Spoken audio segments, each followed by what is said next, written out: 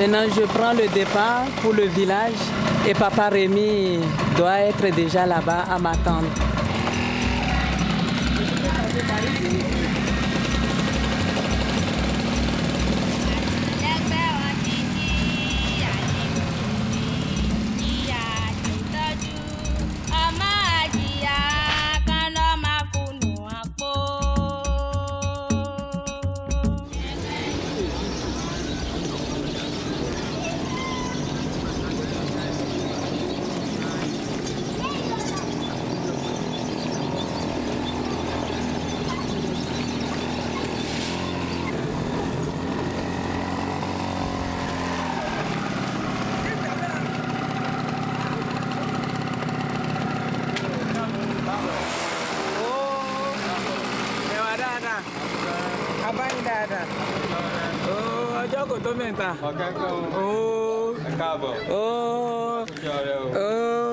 Eh bien, Papa Rémi, vous êtes là? Oui. Ah, c'est très bien ça. Merci.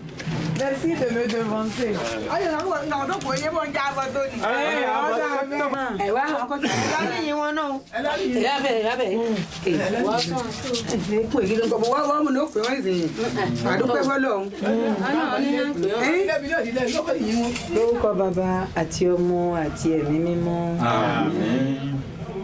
Les chefs des prêtres et les scribes, qu'ils soient tués et que le troisième jour, ils ressuscitent.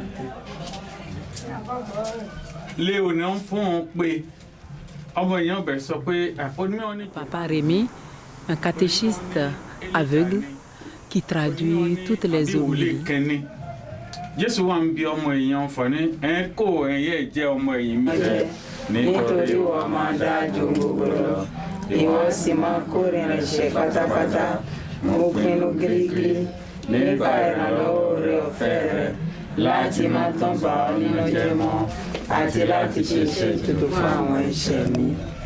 Dès le début de notre arrivée, Papa Rémi était toujours là avec nous. Il nous a accompagnés dans tous les villages. Au début, en 2002, Kilibo comptait 16 villages différents. Et on avait eu à visiter 14 avec Papa Rémi. Et pourquoi il vous accompagnait? Parce qu'il le connaissait. Et il connaissait les villages, il connaissait aussi la population, les maîtres catéchistes. Et surtout dans certains villages, c'est lui qui traduisait les homélies du curé.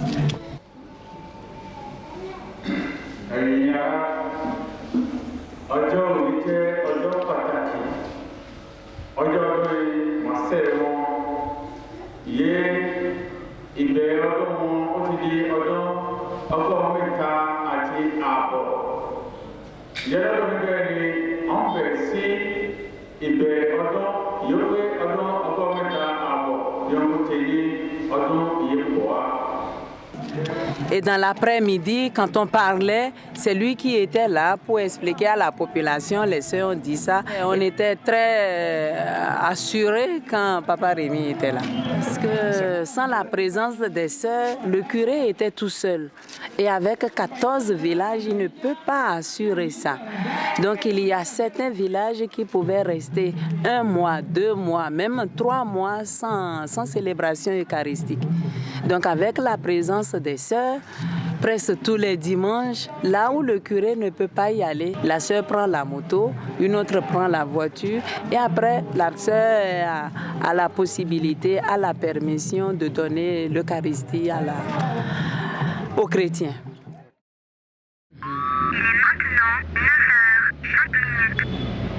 C'est un aveugle, il est devenu aveugle à la suite d'une opération. Et il a un enfant, son dernier enfant est handicapé, Herman. À leur arrivée, comme j'ai dit, je serai le premier à bénéficier. Il y a mon Benjamin là, qui est estopié, oui, comment on dit, oui, handicapé. Oui. Il ne marche pas normalement. Et la mère l'a vu, elle a dit, cet enfant-là, c'est enfant de qui? On lui a dit, c'est l'enfant de Rémi. Et puis on l'a amené à Lokosa. C'est là qu'on a fait le nécessaire, l'appareil, tout ça là. Et puis maintenant, il marche bien. Les sœurs m'ont beaucoup aidé. Et ils vont m'aider encore. T'es content? Ouais, je suis content. Là, les sœurs vous aident aussi pour le séminaire de l'enfant? Papa Rémi a un fils qui est au grand séminaire. Et l'aide de la communauté aussi sert à payer la scolarité, tout le besoin de ce grand séminariste. Et nous aussi, nous bénéficions de son service quand il est en vacances à Kélibo. Il est avec nous, on prie ensemble, nos célébrations se vivent ensemble. Il est disponible pour les petits services.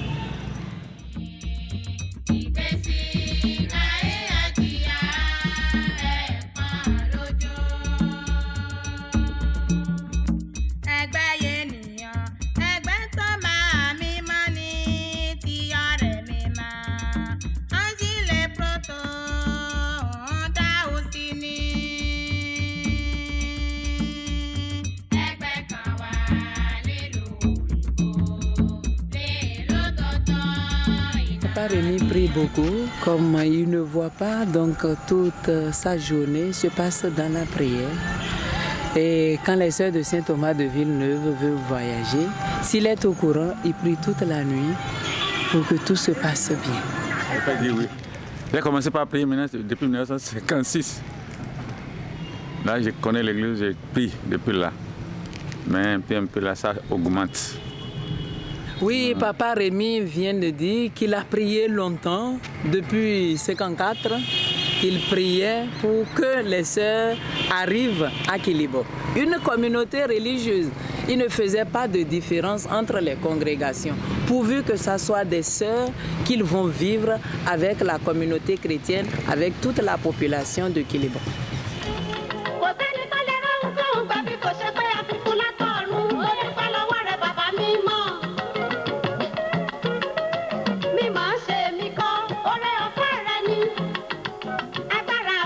Le 9 octobre 2002, où pour la première fois, Sœur Brigitte, Sœur Virginie, Mère Générale, Mère Marie, Odile, nous sommes venus à Kélibo. On était dans la voiture, arrivé au beau milieu du village, on nous a fait descendre.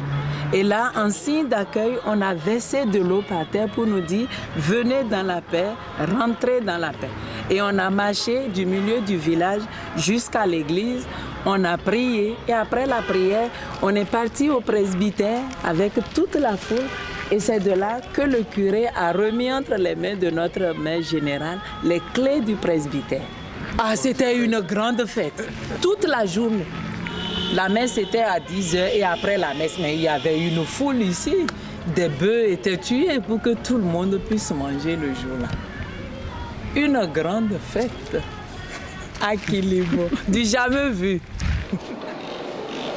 C'est une grande joie de nous retrouver aujourd'hui avec vous. Alors en 2002, c'est ici qu'on était resté, la mère générale, le curé d'Aganjak. Et le curé disait à notre mère générale, voilà le terrain des sœurs de Saint Thomas de Villeneuve, une grande forêt qu'on ne pouvait pas pénétrer. On avait vraiment une forêt devant nous. Et tous les villageois nous ont beaucoup aidés, surtout quand il fallait couler la dalle de la communauté. C'est une dalle qui a duré 3 jours. Les femmes étaient là pour vraiment donner de l'eau aux maçons. Les hommes aussi étaient là, ils nous encourageaient. Et le dernier jour de la dalle, notre grande joie était de tuer un bouc et de faire une grande fête avec tout le monde.